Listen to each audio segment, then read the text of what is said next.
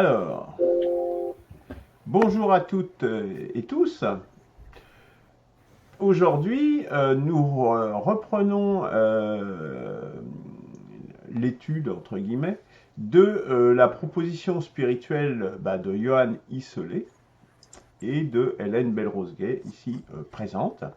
Elle nous a fait une présentation de l'association Vivre Libre dans une émission précédente.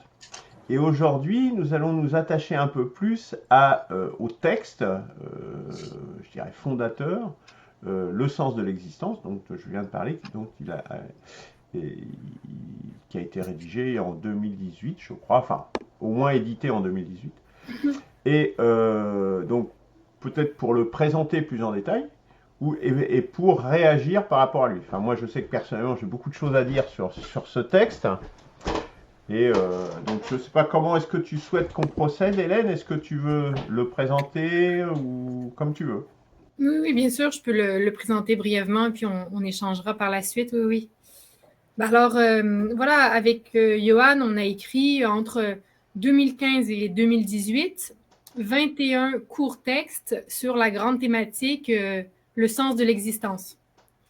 Donc, d'abord, ce que je veux bien préciser, c'est que c'est pas une approche théorique.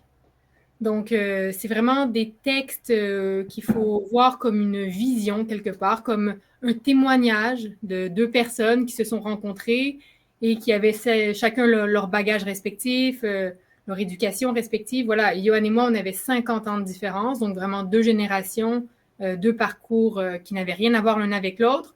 Mais on s'est rencontrés et cette rencontre a permis la naissance de ces textes. Donc le propos, Johan en a témoigné pendant des dizaines d'années à travers diverses associations, divers événements. Et jamais sa parole n'avait été vraiment mise à l'écrit. Donc on s'est attelé à faire ça. Donc ça nous a pris plusieurs années parce que vraiment c'était au fur et à mesure de nos expériences que ça s'imposait au fur et à mesure de parler d'une thématique ou d'une autre. Donc, dans le court livre, donc on l'a fait éditer en recueil assez récemment, hein, ça fait 4-5 ans, mais les textes sont aussi disponibles sur notre site Internet. Donc, dedans, vous retrouverez plein de grandes thématiques, finalement, qui nous concernent tous, hein, comme la liberté, la justice, la dignité, la gratitude, après aussi le rapport à l'éducation, le rapport à la politique, à la science. Donc, ça se veut en effet des textes qui sont fondateurs de l'état d'esprit porté par notre association. Donc voilà, ça va me faire plaisir d'échanger avec vous, savoir qu'est-ce que vous en avez pensé, quels sont vos retours.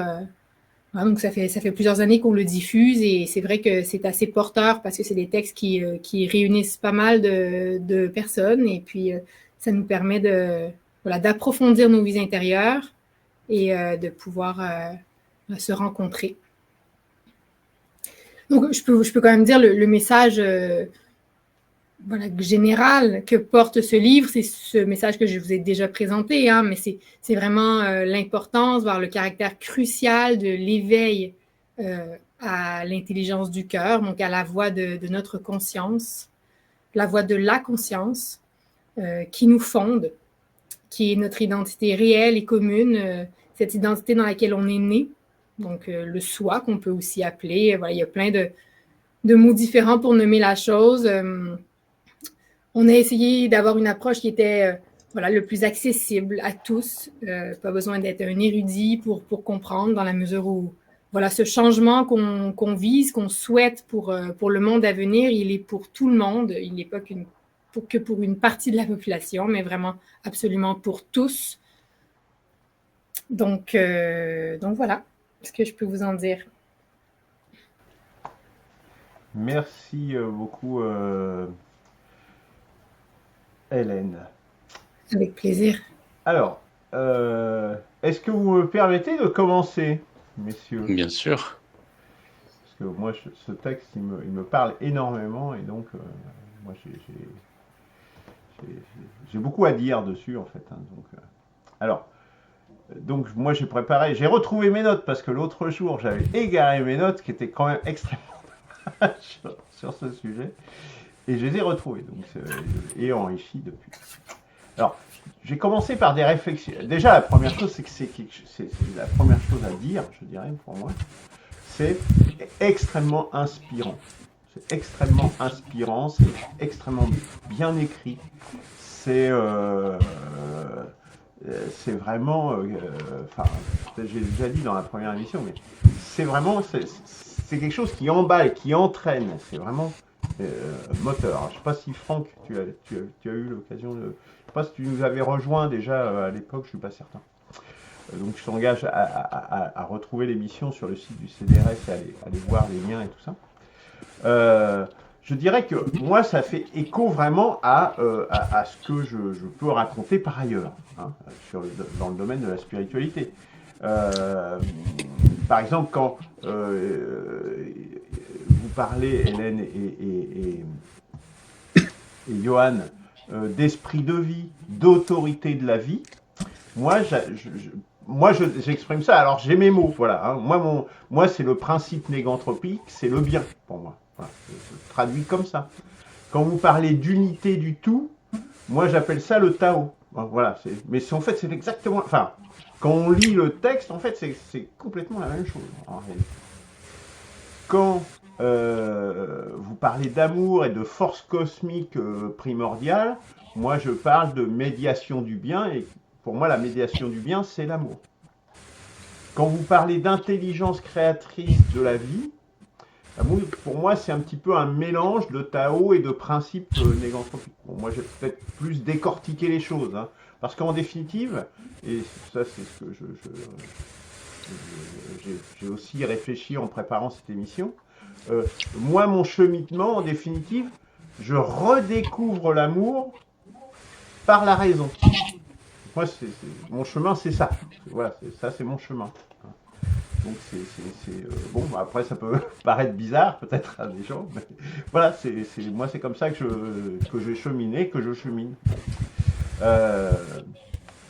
Et puis, une autre chose en préambule, je dirais, c'est. Alors, tu as présenté vos séances de silence.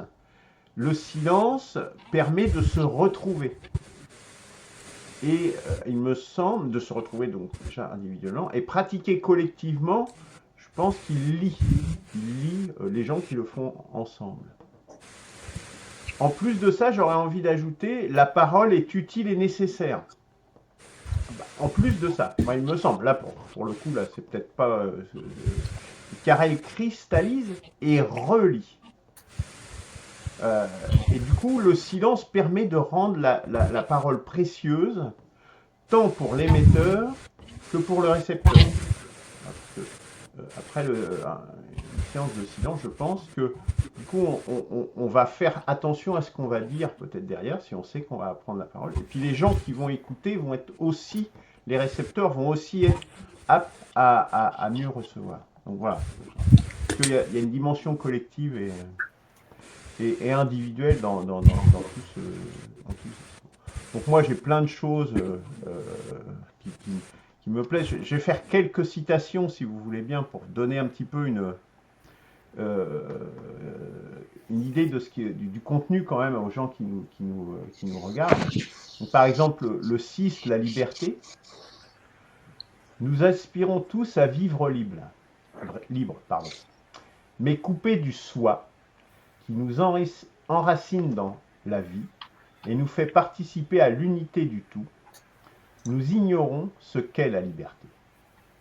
Seule la vie intérieure nous révèle pleinement que nous appartenons à la vie et que la liberté est un droit naturel et sacré qui nous est donné uniquement pour écouter notre conscience et agir en conséquence.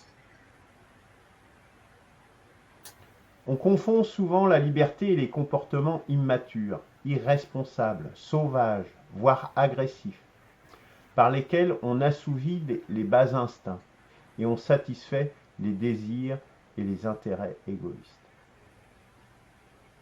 Et un peu plus loin. Être libre commence par l'acceptation de soi tel que l'on est. avec nos forces et nos faiblesses. Être libre exige que l'on soit pleinement soi-même. L'homme libre est entier, intègre, conséquent et cohérent. Il vit en harmonie avec l'unité du tout. On peut remplacer l'unité du tout par Tao et on est, on est complètement raccord. Une autre citation, si vous me le permettez, le 8, la suprême force de l'amour. À l'image du soleil unique qui, depuis le début des temps, anime et éclaire le monde physique, la force métaphysique de l'amour suprême, la force métaphysique suprême de l'amour anime et illumine l'ensemble de la manifestation cosmique. C'est vraiment transcendant. Cette force cosmique primordiale est présente sous une forme ou une autre dans tout ce qui existe. Dans l'univers, où tout est relié et interdépendant, tout est mu par la force suprême de l'amour. Et un peu plus loin, là, je tiens beaucoup à cette phrase. De même que la fenêtre n'éclaire pas la pièce, mais est un intermédiaire transparent qui laisse passer la lumière du soleil. De même, l'homme n'aime pas par lui-même, mais a la fonction existentielle d'être un canal, un intermédiaire impersonnel et désintéressé, à travers lequel l'amour se manifeste. Donc cette phrase, pour moi, est extrêmement... déjà, elle donne une idée du style et de la qualité du style, justement. Et non seulement ça, mais exprime vraiment toute la transcendance de cet amour que moi j'appelle négantropie, hein, ma façon de raisonner justement, parce que je suis ce que je suis. Voilà. Alors, une époque, alors c'est aussi enraciné, je dirais, pour le renouvellement spirituel. C'est le 16 notamment qui en parle, mais c'est pas que le chapitre 16, mais il en parle, une époque charnière décisive.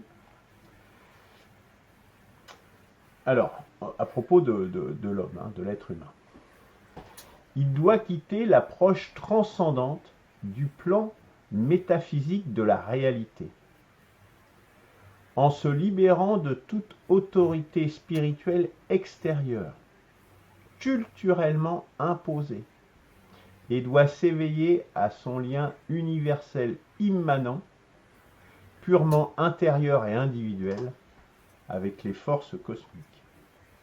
Donc là, on est complètement, c'est ce que j'appelle, j'ai déjà eu l'occasion de le dire dans d'autres émissions, la transcendance par l'immanence. Ben voilà. Enfin, moi, je le dis de cette façon un petit peu théorique, hein, parce que moi, voilà, je suis comme ça. Mais là, c'est dit d'une façon très belle, je dirais, quoi. Enfin, alors, oui, je suis désolé parce que vous ne voyez pas ce que je présente à l'écran, mais ça sera vu. Ce que je viens de lire, en fait, sera vu au moment du visionnage, hein, pour information. Alors, seul petit bémol, je dirais, sur le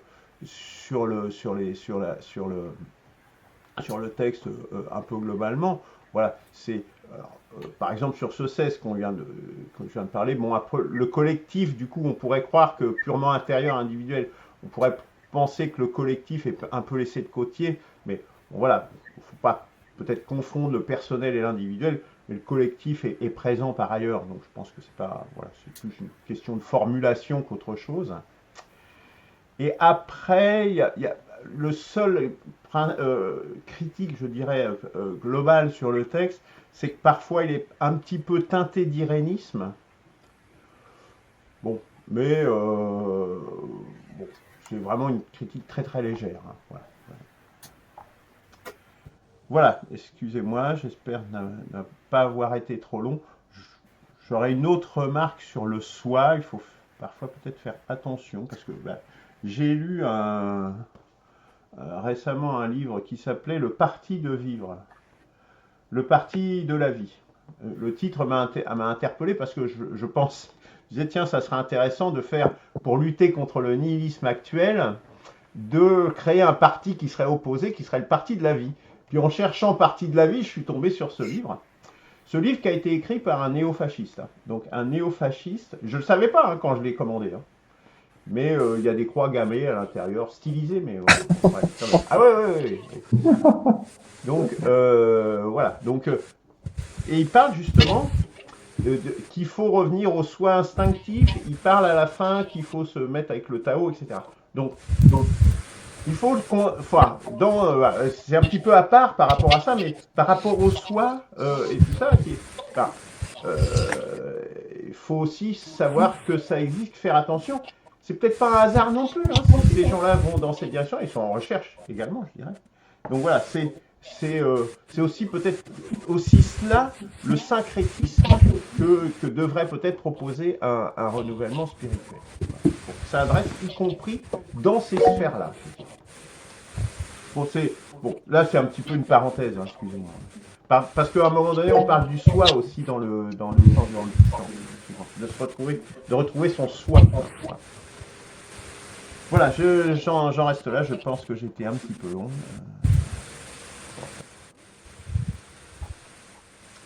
Eberhard demande la parole. Oui, donc en fait, bon, ça ne m'étonne pas que Luc, ça te plaise beaucoup, parce que je connais bien ton discours. Alors moi j'ai un grand problème avec ce texte-là, et aussi, je le trouve très beau, mais poétique. Pour moi, c'est plus de la poésie que d'un usage, mais chacun a sa manière de voir les choses et, se, et réagit à tout ce qu'il peut lire, voir et autres. J'ai mon côté un peu pratique qui souffre en lisant ce texte, même si je peux trouver très belle, comme par exemple une citation que tu as faite là, sur la fenêtre, qui est vraiment très très belle, hein, effectivement, je l'avais remarqué aussi. Mais je suis trop baigné par des études ancrées dans l'histoire, hein, parce que c'est ce que je manque, c'est ce que je trouve qui manque en fait. Des références historiques qui peuvent ne pas être de littérateurs avant soi, parce que je ne crois pas qu'on puisse réinventer la roue du scratch. Et c'est ce qui me donne comme impression, ce texte-là. Tu vois, c'est plein de belles phrases, c'est ça qui me gêne. Alors, je préfère parler d'abord parce que peut-être, je pense qu'il y en aura d'autres qui trouveront très bien, et je suis content que Luc ait fait une belle introduction sur ce texte-là. Mais par exemple, sur le concept de liberté, bah, quand je lis Saint-Augustin ou même Simone Veil, là, notre philosophe, hein, quand elle parle de liberté, bah, elle dit on ne peut pas être libre absolument, et c'est en fonction des conditions de vie, c'est en fonction des nécessités que s'ouvre une fenêtre, après observation évidemment, où on a un certain degré de liberté. Donc moi, je m'exprimerais plutôt comme ça, au lieu de dire que la liberté est reliée à la conscience de soi. Soi, c'est relié à soi-même. Non, on peut peut-être trouver une définition de soi qui englobe l'autre, mais non, quand je dis soi, c'est moi-je, quoi. C'est comme ça que je le vois. Et que moi, je suis libre lorsque j'aurai vu tout ce qui est autour de moi et dans le domaine où je veux m'investir personnellement. C'est ça mon degré de liberté aussi, ce discernement de savoir quoi je veux faire. Je ne veux pas aller dans tous les sens. Et en fonction de ce qui est possible aussi, même si des fois je réclame l'impossible. Donc voilà. Donc c'est ce côté-là un petit peu qui me dérangeait. Et voilà, quoi, c'est ça. Voilà. Donc je ne peux pas faire beaucoup plus que dire, vous savez, je l'avais lu, hein, le texte, hein, et j'en avais fait aussi quelques remarques qui vont dans ce sens-là. Bien sûr, l'amour, effectivement, la beauté, oui. Je trouvais que la partie autour de la beauté est très très bien. Donc, justement, tu vois, c'est en rapport avec la poésie. Dans la beauté, effectivement, on retrouve cette partie vraiment intéressante autour de la beauté. Et sur la justice, même chose. Non, peut-être pas même chose, puisqu'en fait, justice, là, je me raccroche bon, à Simone Veil, mais pas seulement.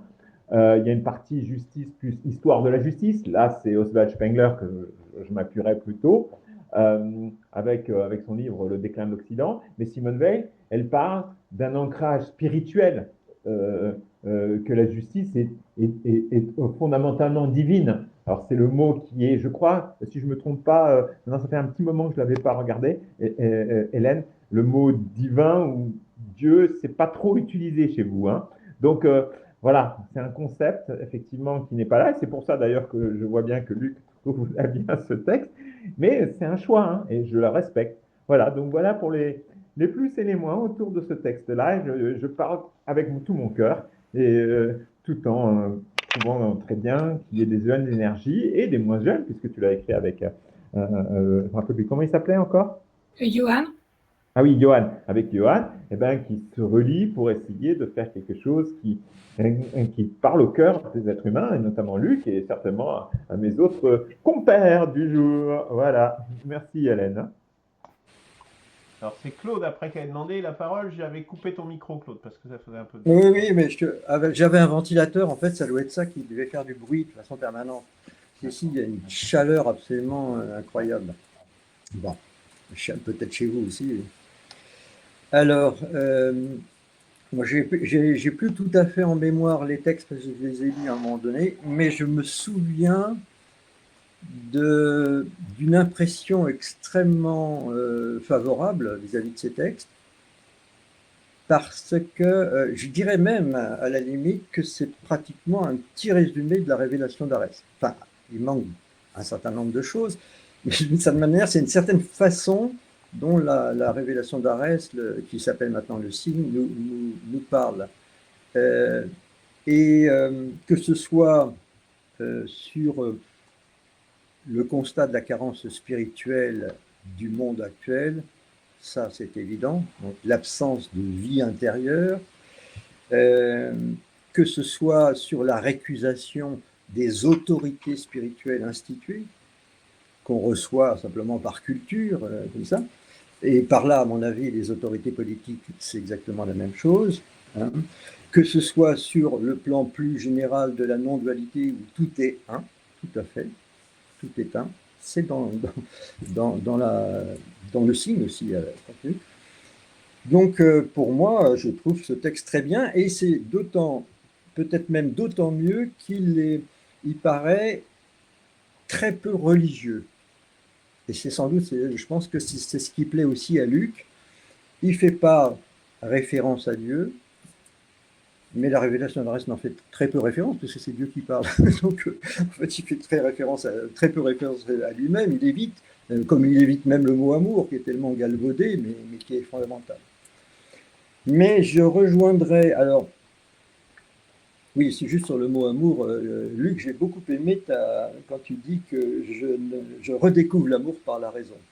Mais l'amour, c'est la raison, avec un R, un grand R majuscule, même. Ça devrait être la raison de notre existence. Mais là-dessus, sur ce plan-là, je trouve qu'il y a une petite carence parce que, et là c'est Eberhard l'a pointé, c'est comment ça se concrétise dans la vie de tous les jours. Parce que la vie intérieure, ça peut paraître vague, les grandes déclarations sur l'unité, etc., tout ça, ben oui, mais qu'est-ce que j'en fais concrètement? Alors, c'est là où je pense qu'il y a, moi, de mon point de vue, un certain manque, parce que, bon, là, la révélation d'Arès, c'est dit clairement entrer en pénitence. Le terme n'est pas forcément très glamour, pénitence, mais la pénitence, c'est cet effort à aimer, en fait, c'est apprendre à aimer universellement. Et comment ça se décline? Ben, ça se décline par des choses concrètes. Pardonner sans condition. Parce que c'est la seule manière de passer à la vengeance, sinon la vengeance est sans fin. Donc c'est cet effort, il y a un effort à faire pour pardonner, pour dépasser l'offense qu'on a pu recevoir ou celle qu'on a pu faire à quelqu'un d'autre dans l'autre sens, etc., pour demander pardon. Et du coup, s'il y a pardon, il y a la possibilité de pacifier les choses, parce qu'on se pacifie soi-même et on peut devenir vraiment une vraie paix vivante, en marche, si je puis dire. Hein, toute la paix des traités, actuellement, il y a tellement de pays qui sont en guerre. On voit bien que toute la paix qui est sous-jacente derrière, ça sera des trucs de traités avec plein d'arrière-pensées, toujours des intérêts politiques des uns et des autres, mais pas la paix véritable, la paix pour laquelle nous sommes faits, en fait, qui est notre vocation véritablement d'humain. Et du coup, ne pas juger, puisqu'on n'est pas à même d'être un juge pour les autres, véritablement, hein. Et cet enseignement-là, il est vieux comme le monde. Enfin, il a été notamment beaucoup rappelé par Jésus il y a 2000 ans, hein, notamment dans une partie qu'on appelle le Sermon sur la montagne, mais il n'a pas été vécu, c'est ça le grand problème. C'est qu'il y a eu un système religieux qui s'est installé à la place, qui s'est substitué, mais la vie au sens quotidien pour les humains eux-mêmes, qui apprennent vraiment, qui réapprennent à aimer, donc qui réapprennent à être avec la vie avec un grand V, ben, elle ne s'est pas faite. Ça a été détourné vers un culte, des sacrements, des soi-disant ceci, des soi-disant cela, mais qui sont du vent en réalité. Et c'est ça ce qui est le grand manque, si vous voulez, d'actuel. Je trouve que dans ton texte, dans votre texte plutôt, il manque cette dimension-là de façon plus concrète pour chacun. À quoi ça m'implique dans ma façon d'être, dans ma façon de me comporter. Sinon, je trouve vraiment ce texte très très bien écrit, vraiment très intéressant, parce que justement, il évite le religieux, et nous, dans notre vision à travers la révélation terrestre, on voudrait éviter totalement le religieux, même si c'est Dieu qui parle, et Jésus est Dieu, donc Jésus est Dieu, ben, évidemment, tout de suite, ça fait religieux, mais il vient de dire, mais non, on n'a jamais prêché, on n'a jamais parlé pour la religion. Ça, c'est vous qui l'avez fait. Et donc, bravo Hélène, et j'ai beaucoup aimé aussi, et donc, un certain nombre de choses que Luc dit, que Luc nous a dit, qui était un petit peu long dans son développement, mais bien, sur l'amour, sur l'unité du tout, l'intelligence de la vie. Et je ne comprends pas pourquoi il ne dit pas la révélation aussi. Mais bon, parce que c'est vraiment... Et sur la liberté aussi. La liberté, si on n'avait pas de liberté, mais la liberté, je ne la vois pas comme un droit naturel. La liberté, pour moi, c'est un don divin. D'ailleurs, on devrait faire une émission sur la liberté spirituelle. La liberté est un don divin, et effectivement, c'est parce qu'on a ce don-là qu'on est à même de gagner en conscience et de se transformer. Si on ne l'avait pas, on ne pourrait pas le faire. Ce qu'on appelle la liberté dans le domaine politique, c'est pas grand-chose. D'ailleurs, il n'y a pas de liberté, il y a que des autorisations maintenant. La liberté, ça n'existe pas. Voilà. Donc, mais on a quand même au fond de nous une liberté spirituelle, un grain de liberté absolue qui peut nous permettre de changer notre être. Nous sommes capables de nous recréer et donc, à part là, de recréer le monde. Et je pense que c'est sous-jacent dans ce que vous dites dans Vivre libre. Voilà. Je crois que Franck avait demandé la parole après, non? Mais ça s'est enlevé. Non, je n'avais pas demandé la parole. Mais bon, puisque tu l'as, est-ce que tu veux... Alors, je sais pas, tu as peut-être Oui, pas alors, lu le texte, alors c'est vrai oui. que c'est un petit peu plus délicat. Oui, volontiers. Bon, c'est vrai que je n'ai pas une connaissance de ces textes. On ne t'entend plus, mais- Luc. Ah, si, moi je t'entends, hein, Franck. D'accord. Et c'est vrai que j'ai pris quelques notes, tout en espérant ne pas être un peu hors sujet, mais il y a certaines choses que j'ai beaucoup aimées. En fait, quand on parle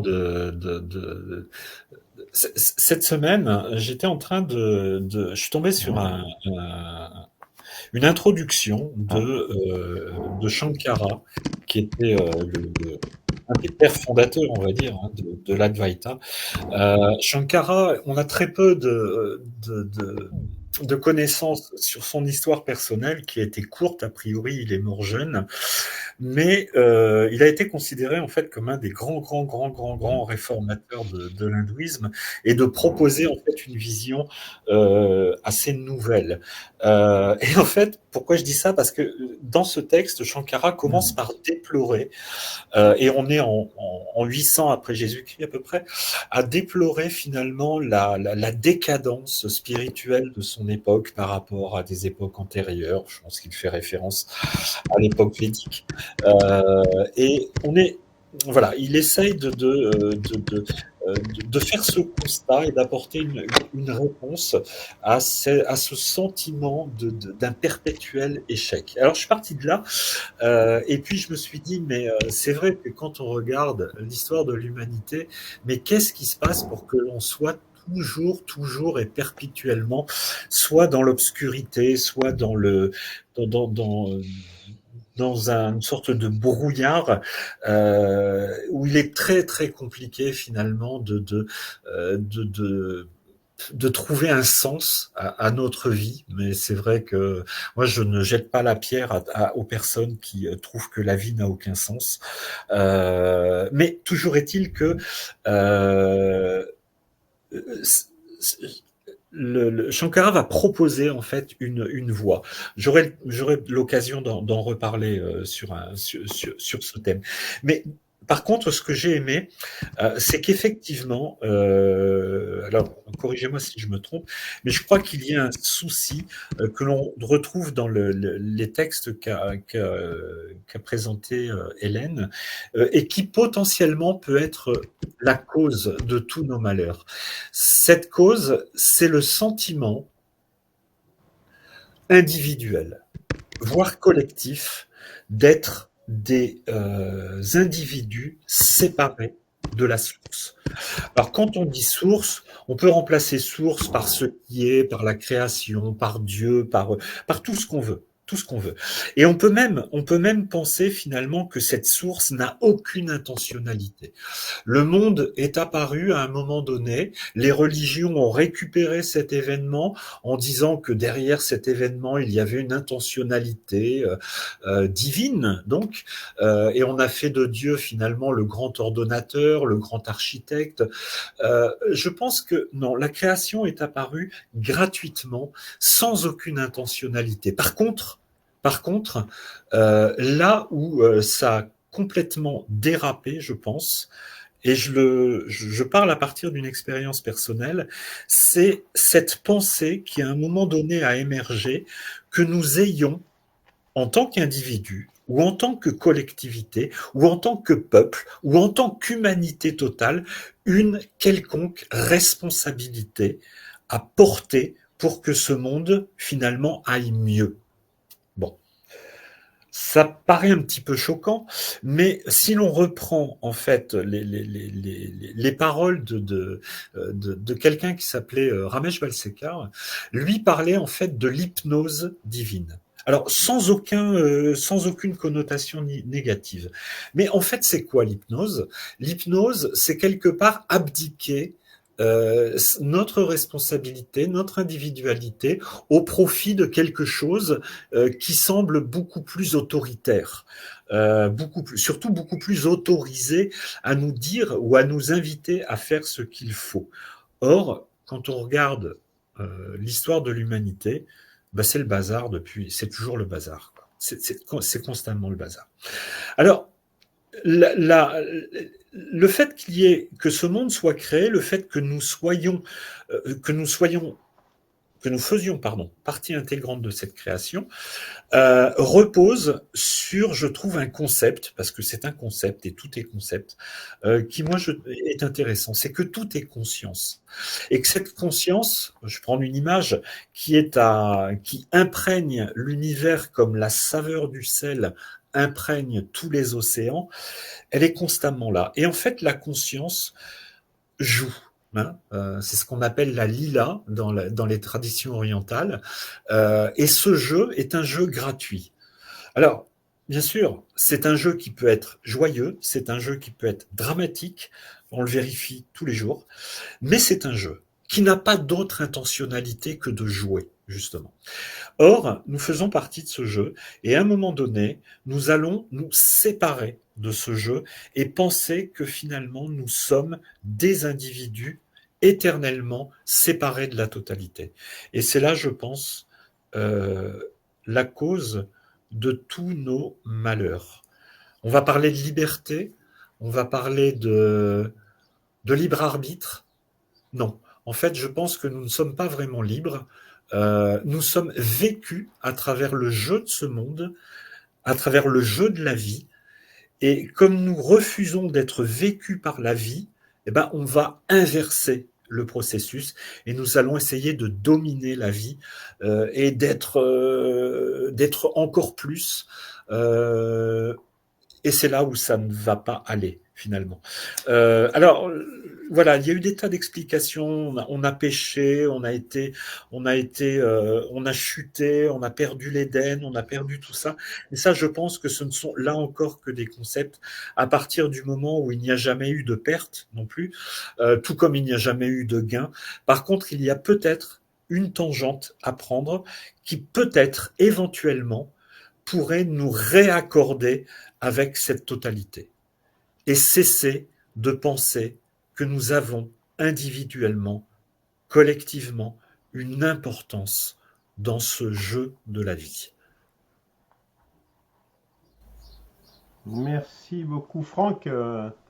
Ça s'est éclairé vers la fin, ce que tu disais, parce qu'à un moment donné, c'était un petit peu brumeux dans mon esprit, mais effectivement, d'accord, c'était plus clair vers la fin. Enfin, pour ma part. Christophe, et puis on donnera la parole à Hélène. Oui. Alors moi, ce texte, il m'a beaucoup fait tergiverser sur ce que j'avais fait moi-même en écrivant mon propre livre. Parce qu'en fait, je pense que en lisant ce livre, qui est joli, qui a des belles formules, qui me rappelle un peu le New Age, voilà, on sent qu'il y a quelque chose qui a voulu être fait, une œuvre, qui a une intention. Mais je suis resté en me disant, mais oui, et maintenant quoi? Que je l'ai lu, c'était joli, c'était sympa comme moment. Et en fait, que j'ai eu du mal à me dire qu'est-ce que j'en ai fait et à qui est-ce que c'est censé me parler? Ça a été ça. Et je pense que les gens qui se retrouvent face à mon livre se retrouvent dans cette situation. Donc ça me parle dans ce sens-là. Et donc je me dis, en fait, c'est bon, je reviens sur ce qui a été fait. C'est un couple, je parle de couple parce que c'est deux personnes, qui avaient fabriqué cette chose avec du travail, certainement, beaucoup de travail pour le choix des mots, pour enlever l'inutile, parce qu'à mon avis, il y a dû avoir... Il y a quand même un travail de condensation, de synthétisme, parce que c'est très court, c'est extrêmement court, mais pourtant, ça dit beaucoup de choses. Et j'y vois un peu comme un travail d'orfèvrerie, un petit bijou, quelque chose de joli, quoi, vraiment, et bien travaillé. Et en fait, quelque part, moi, j'ai une question au final dans ce livre-là. C'est quel était le but de l'écrire? Dans mon cas, le but de l'écrire, après, j'en parlerai peut-être plus tard, mais il y a quand même l'idée qu'il faut conserver quelque chose pour soi ou pour quelqu'un d'autre, et de façon à ce que ça soit transmis, mais le moins modifié possible. Et en fait, la question que je me pose, c'est est-ce qu'il y a eu une volonté peut-être de le transmettre au plus grand nombre, et est-ce que du coup, il y a eu peut-être ça a fonctionné, je sais pas. Il y a tout ce sujet parce que l'objet en lui-même, je pense qu'il a été agréable à faire, même si c'était du travail. Mais au final, quelle était l'intention derrière ce livre? Est-ce que l'intention a été atteinte? Et voilà, c'est parce que il est très abstrait. On est sur quelque chose, voilà, que je vois pas beaucoup d'erreurs dedans. Il y a plein de choses qui correspondent à ma façon de penser. J'aurais pu dire les choses de la même façon, mais moi, comme j'ai un aspect un peu plus analytique, j'aurais essayé de trouver une autre formulation, un truc mathématique moins agréable à lire. Donc ça, c'est pas une critique que j'ai à faire, c'est juste que moi, je n'ai pas le même fonctionnement dans ma façon de concevoir les choses. Mais voilà, donc l'intentionnalité, ça c'est une question qui va... si tu peux y répondre, ça m'intéresserait. Hélène? Oui, bien sûr. Bon, merci à tout le monde déjà. Cette intentionnalité, alors il n'y avait absolument aucun but à atteindre. C'était pas ça notre démarche d'atteindre quoi que ce soit. Je pense que c'est ça, c'est une rencontre, c'est une nécessité quelque part. personnel aussi, hein, de Johan qui avait porté un message, moi qui arrive, qui a besoin de ça, qui en est là dans sa vie et qui a aussi besoin qu'il y ait une trace qui se fasse, hein, parce que la parole orale, c'est très intéressant, la transmission orale, mais la trace écrite apporte aussi autre chose, permet une transmission. Après, sans viser, j'ai envie de dire, il y a comme une forme quand même de désintéressement dans ce qu'on fait. C'est une valeur qu'on porte, en tout cas, de ne pas avoir d'objectif en soi. Donc, voilà. Mais le but au niveau de l'état d'esprit, c'est il y a quand même un objectif d'éveil. Je pense que ces textes, on les a écrits en disant, ces textes ont le potentiel de pouvoir nous éveiller à notre dimension sacrée. Parce que oui, il y a une poésie, oui, il y a un rythme dans ces textes, oui, il y a un choix des mots qui est un travail considérable en effet, qu'on a essayé de faire toujours éclairer nous-mêmes du dedans, hein, pour ne pas en faire quelque chose de trop plaqué, de trop mathématique, mais bon, voilà, une logique, l'amour et une logique qui se rencontrent pour faire quelque chose de cet ordre-là. Donc, voilà, après, les fruits de ce travail, une fois qu'ils sont publiés, à quelque part, on les regarde pas, hein. Oui, le livre a été vendu, mais c'était pas l'objectif. Ouais, je comprends tout à fait. Après, ça en fait aujourd'hui, pour moi, avec Johan qui est décédé en 2018, le travail de l'association qui se poursuit, mais avec quand même cette figure-là en moins, ça en fait un outil considérable. Parce que même si j'ai participé activement à leur écriture, moi, je les relis, ça m'aide. Parce que pour moi, ils ne sont pas abstraits, ces textes. Pour moi, ils reflètent vraiment une réalité que je vis au plus profond de mon être. Et quand je les lis, ça me rebranche, quoi. Si je suis un petit peu à côté ou si l'axe n'est pas tout à fait clair, j'ouvre un livre, j'ouvre un texte au hasard, je le relis, puis je fais « Waouh, ok, c'est bon, ça va mieux, quoi. » Pour moi, c'est une vraie aide. C'est un vrai soutien au quotidien. Et je sais que là, dans l'association, on fait des moments de lecture aussi où on rééchange, mais constamment sur les mêmes textes, hein, on les relit. Il n'y en a que 21, donc inévitablement, quand tu les lis souvent, tu retombes sur le même. Et puis à chaque fois, on y découvre autre chose.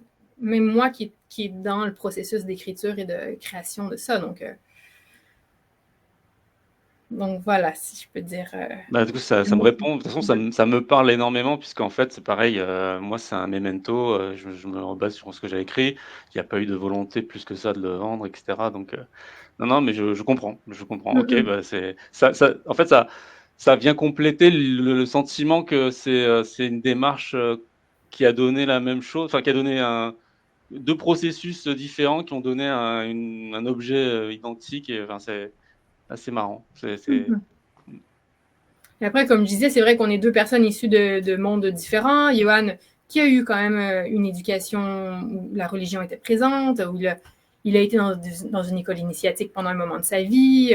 Voilà, il y a eu tout un parcours avec une histoire, voilà, il était vraiment ancré dans une histoire. Et moi qui débarque comme ça dans cette génération, moi j'ai 36 ans, j'ai pas eu de culture religieuse, j'y connais pas grand-chose à part ce que j'ai pu en lire voilà, dans les dernières années. Je m'inscris dans rien, en fait. Et c'est le cas de pas mal de gens de ma génération, en fait. Hein. On n'est pas attiré vraiment à aller chercher dans les traditions, dans ce qui est existant, parce que tout ce qui est dogme, tout ce qui est autoritarisme, à quelque part, quand on veut nous imposer une morale, on refuse. Moi, la première, hein, j'ai toujours été comme ça. Il n'est pas question qu'on me dise quoi faire, quelque part. Donc, c'est sûr qu'en les écrivant, moi, je suis portée par ça. Donc, ça transparaît. Il n'était pas question de dire aux gens quoi faire à travers ces textes. Le but de ce livre, c'est de transmettre une vision, un état d'esprit, d'amener les gens le plus possible à cette éthique, comme on parlait la dernière fois, à cette éthique individuelle. On sort complètement de la morale. Donc, j'entends tout à fait le commentaire qui est de « Ouais, mais la pratique, après, qu'est-ce qu'on en fait? C'est bien beau, mais qu'est-ce qu'on en fait? Concrètement, qu'est-ce qui se passe? Quoi? J'entends tout à fait. Après, c'était pas l'objectif de ce livre d'aller vers quelque chose de plus concret. Et encore, je dis ça et en le disant, je me dis, mais pour moi, c'est très concret. C'est très concret parce que ma voie à moi, c'est aussi d'approfondir cette vie intérieure et au quotidien, de plonger dans les abysses de ce monde et de concrétiser ces idées au plus profond de mon être. Donc, pour moi, il y a quelque chose de très concret. Et après, une fois que ça, c'est vécu de l'intérieur, c'est de dire, mais comment moi, Hélène, et chaque individu, voire même en collectif, on peut le faire également, comment moi, j'incarne cet état d'esprit, ces idées, ce qui me traverse, qu'est-ce que j'en fais concrètement, très concrètement. Parce que notre objectif, c'est pas de planer dans les idées, dans l'esprit uniquement, c'est de mettre tout ça au service du monde. On le dit aussi, je pense, dans ces textes que l'objectif, c'est de se mettre au service de la société dans laquelle on est, de ne pas s'en extraire. Je pense que la spiritualité aujourd'hui, c'est ça aussi, c'est de vivre incarné. L'ascétisme et tout ça, pourquoi pas, mais je pense que aujourd'hui, le besoin, c'est quand même de vivre dans le monde avec tous les autres et de porter cette souffrance collective également et d'œuvrer pour que les choses changent. Voilà, pour ma part, j'œuvre à travers cette association, donc qui est quand même malgré tout un peu en marge du système, même si c'est pas, on le souhaite pas, mais ça reste un travail en marge. Mais j'ai aussi une vie où je suis engagée à l'université, où je joue un autre rôle, quoi, les deux pieds dans le monde, vraiment à essayer de transformer les choses de l'intérieur. Donc oui, c'est ça, sur cette question de pratique, c'est vraiment ce truc-là de l'éthique et de la morale, parce que quand Claude, tu disais oui, il faut pas juger, il faut pardonner, oui, évidemment, on peut être d'accord avec ça, mais à partir du moment où on le dit aux autres, il faut faire attention à que ça ne devienne pas quelque chose qu'on impose aussi, une manière de faire et d'être qu'on impose. Moi, je suis très sensible à ça, en tout cas. Qu'est-ce que je pourrais dire de plus? Oui, je sais que... Oui. Vas-y, Claude, oui. Non, mais quand je dis les préceptes comme ne pas juger, pardonner sans condition, etc., ce sont des choses qu'on ne peut réaliser que par liberté. Personne ne peut contraindre à cela. Comme à l'amour. L'amour, il est forcément dans la liberté, il ne peut pas exister autrement. Donc, après, ils le font pas. Mais surtout pas un système de contraignant. Luc, tout à l'heure, parlait d'un parti de faire un parti de la vie, je crois, un truc comme ça. Oui, parti de la vie. Je me demandais d'ailleurs si tu avais été intéressé plus par la couverture que par le contenu. Oh, excuse-moi. C'est un peu facile. Bon. Mais le parti de la vie, mais surtout pas de parti, parce que dès qu'on va faire rentrer les choses dans des idées, on va étroitiser, il va y avoir une notion de système, et il va y avoir une notion de jugement. Enfin, il y a jugement, et donc il y a système en fonction de ce jugement qui est fait. C'est ça la morale. Et jusqu'à maintenant, le monde n'a fonctionné qu'à travers des morales fixes, selon les périodes, différentes d'ailleurs les unes des autres, et par rapport auxquelles s'organise une société avec une hiérarchie, des chefs, des lois, etc. Enfin, tout le barda. Mais l'homme n'est pas fait pour ça, en réalité. Ce n'est pas du tout l'intention, pour moi, qui est mise dans l'homme quand il a été créé. Voilà. Donc, surtout pas de morale. Je ne suis pas du tout pour un retour d'un système et d'une religiosité, quelle qu'elle soit. Voilà. Bien sûr. Oui, j'ai envie juste de dire par rapport à ça, parce que nous, on fait une expérience auprès des enfants, j'en avais parlé un petit peu aussi, et les enfants nous apprennent beaucoup de choses, et quand on leur apprend donc à être en contact avec cette conscience universelle qui vit en eux, on les laisse finalement complètement libres de découvrir finalement par eux-mêmes qu'est-ce que ça va engendrer d'être à l'écoute de cette conscience. Par exemple, quand je vois des approches qui disent qu'il faut apprendre aux enfants à être empathiques, j'ai envie de dire non, ça ne s'apprend pas à être empathique. Et quelque part, naturellement, si on est mis dans un contexte et qu'on est accompagné pour que ça se développe de façon naturelle. Voilà, c'est juste que j'ai envie de dire par rapport au fait des fois on peut pas imposer aux gens la solidarité, on ne peut pas leur imposer des choses. C'est des choses qui se découvrent par soi-même dans la mesure où on peut être éveillé à l'intérieur. Juste un tout petit point, si tu me le permets. Moi, quand j'entends amour, pour le décliner concrètement dans notre vie de tous les jours, pour moi, ça commence par un devoir. C'est-à-dire, c'est un devoir que je m'impose, mais je me l'impose librement. Mais c'est un devoir. Donc je suis à la peine. Hein. Il faut quand même que tous les jours je me recale, je me rappelle à moi-même en réalité, véritablement. Et petit à petit, par cet effort-là, il redevient un peu plus naturel. Et je sens à ce moment-là qu'il y a une autre nature qui commence à monter en moi. Voilà. Et que je participe d'autres choses. Mais c'est quand même au départ cet effort au quotidien, un peu poussif et un peu laborieux, mais c'est comme ça.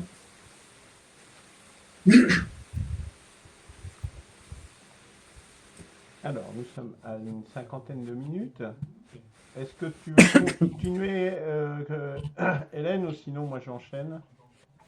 Mais il y avait aussi cette question de, enfin, par rapport à, juste à finir sur ce sujet, parce que c'est vrai qu'on dit qu'il y a un travail à faire en soi, il y a un effort personnel, individuel à faire en tout cas. Et après, j'ai envie de dire, ce qui est fondamental aussi, c'est de le partager avec d'autres qui ont envie, eux aussi, d'aller dans cette voie-là.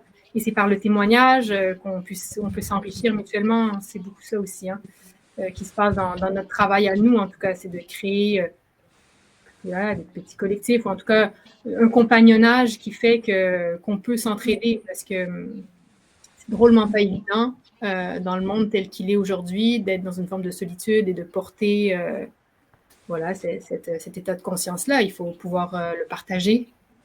Donc nous, on s'attelle à ça aussi, à trouver des espaces. Et avec la création de notre centre ici, ça va être ça aussi. C'est un lieu de ressources et un lieu de compagnonnage finalement. Hélène, tu disais tout à l'heure qu'il n'y avait pas d'intention au départ quand vous avez écrit ça, mais malgré tout, quand vous faites un centre, vous faites des actions dans les écoles, il y a bien l'intention, cette intention d'éveil dont tu parlais, qui est tout de même là. Il n'est pas prévu au démarrage, quoi. Tu penses qu'elle n'était pas du tout prévue au démarrage quand vous avez écrit les textes ensemble ou pas?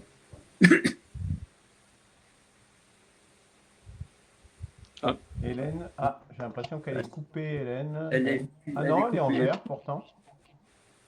Mais on la voit plus. Il s'est passé quelque chose là. Hélène, si tu nous entends, déconnecte-toi, reconnecte-toi, on t'entend. Ça y est. Voilà, elle rebouge. Ah, ça a coupé, oui, je suis désolée. Ça a coupé. Oui, par rapport à cette intention, en fait, quand on a le sentiment d'avoir touché à une solution, à quelque chose de juste, on a quelque part pas le droit de le garder pour soi et on est obligé de le partager. Tout simplement, je le dirais comme ça, en fait. Il y a une nécessité à partager. D'accord.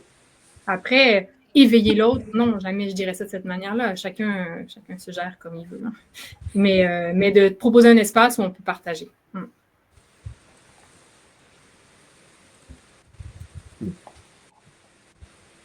Il a été question qu'on vienne vous voir à votre centre aussi, je ne sais plus. Oui, on avait dit ça, pourquoi pas éventuellement, hein, bien sûr.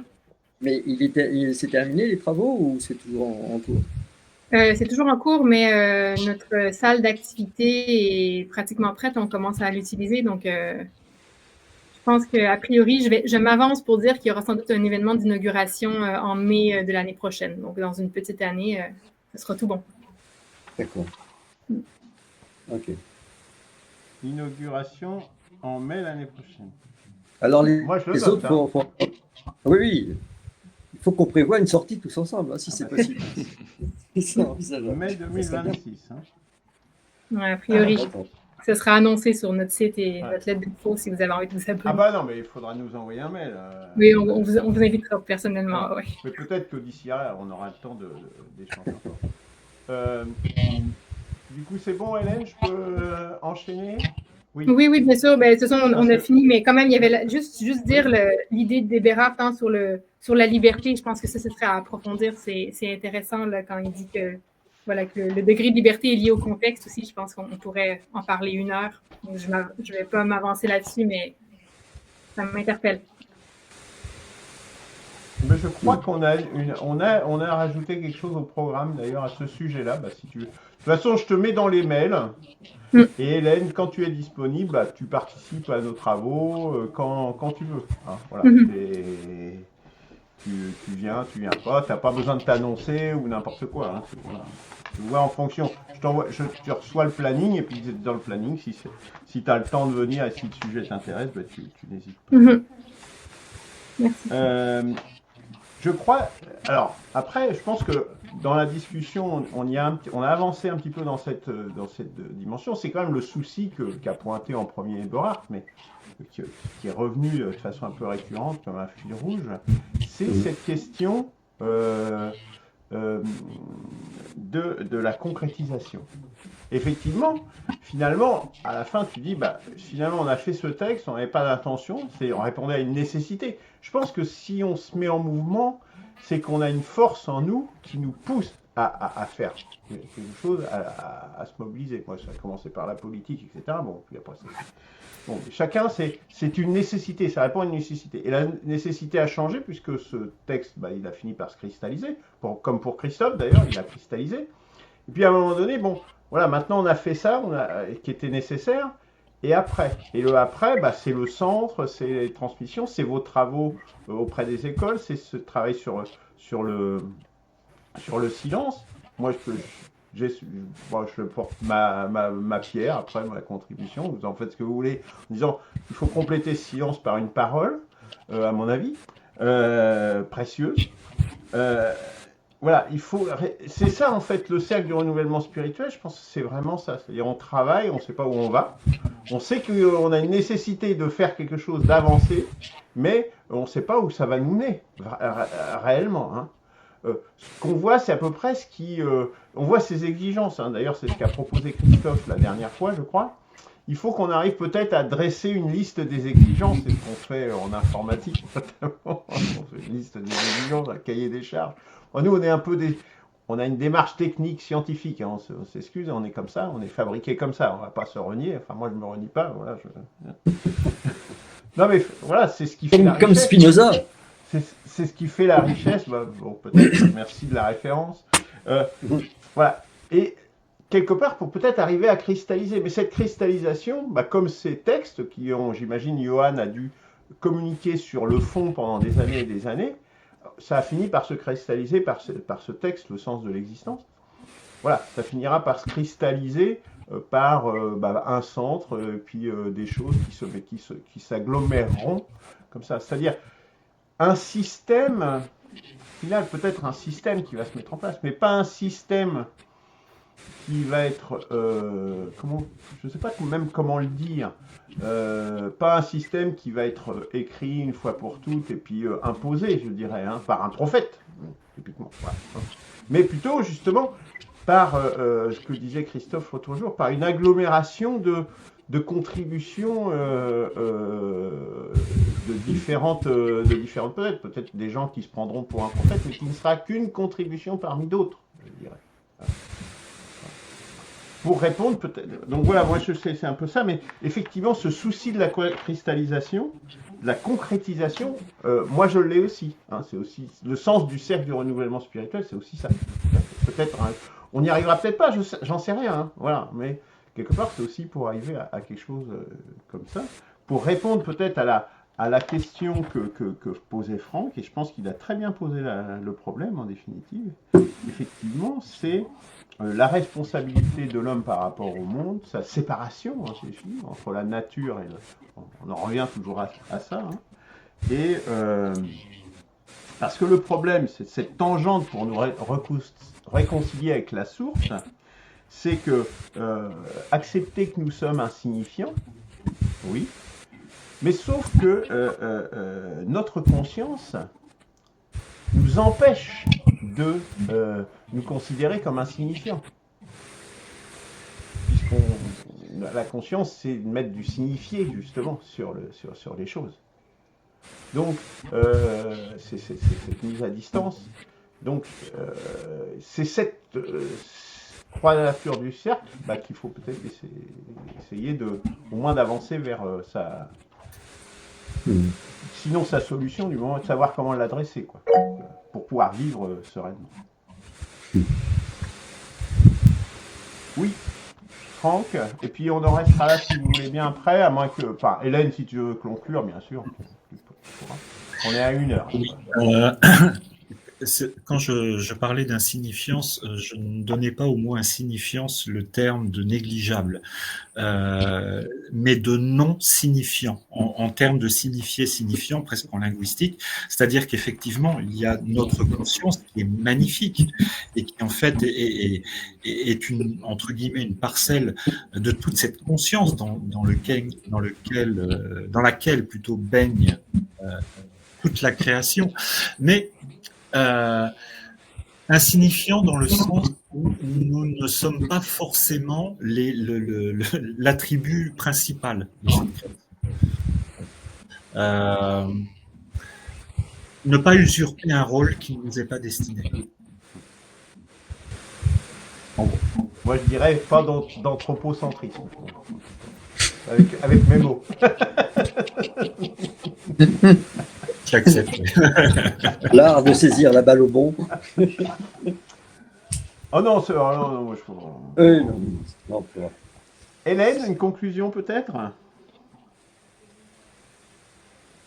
Enfin, conclusion ou ce que tu voudras, hein, je sais pas. On t'entend pas, Hélène, ton micro est coupé. Ouais, pardon. Non, je vous remercie pour ce démarrage, ces échanges, et puis au plaisir d'en avoir d'autres dans l'avenir. Eh bien, avec plaisir, Merci. Hélène, un plaisir partagé. D'autant plus que, effectivement, je crois que c'est Eberhard qui le faisait remarquer l'autre fois. Nous sommes très masculins dans ce cercle. Bien, le fait que tu sois là, c'est aussi important parce que toute l'humanité participe et de différents âges aussi, hein, de différentes diversités, quoi, la vraie diversité. Merci beaucoup. Si plus personne ne souhaite prendre la parole, je vous propose que nous en restions là. Merci beaucoup. Merci, bonne semaine à vous. Merci.